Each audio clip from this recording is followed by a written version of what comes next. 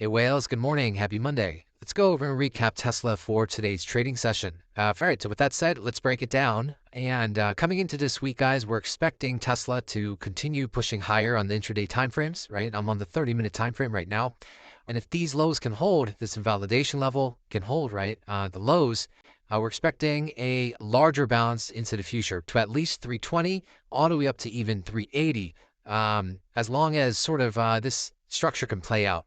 Right. So if you're a long-term investor, in my opinion, continue to accumulate, continue to buy. If you're a trader, I mentioned to you guys in a few videos, right, to start longing and start buying here, as well as here, right? So you're looking to see if we can get that one more flush towards the upside. If you missed it, right, you can also buy in on the dip on the wave A, as well as the wave C after you see 5 waves in. Okay, so this is sort of the structure that you're looking at with a stop loss underneath the invalidation level lows at 213, 214. Okay, so this is sort of your setup moving forward. I also want to take a look at Tesla on the weekly time frame.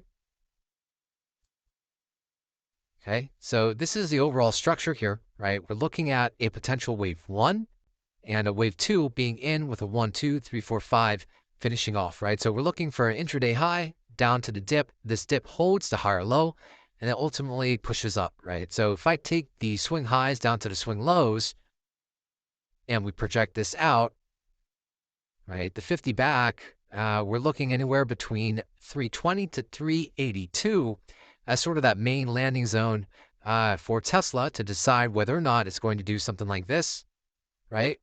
Or it's going to hold the higher low and push higher to 551, even to 656 into the future here, okay?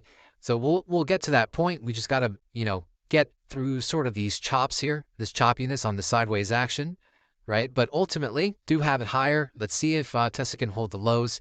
And again, if you're sort of in Tesla, right, you're basically checking out Bitcoin every single day, right? There's a lot of correlations between Bitcoin and Tesla at this point. So again, we made the bullish divergence on the daily time frame on Bitcoin here. 1, 2, 3, 4, 5. So if you can take a look, you have it 3, 4, 5. Made that bullish divergence on 5 waves down for that C wave. Looking for a push for that 1 wave coming down for a 2 wave, right? You can see on the indicators on the daily as well.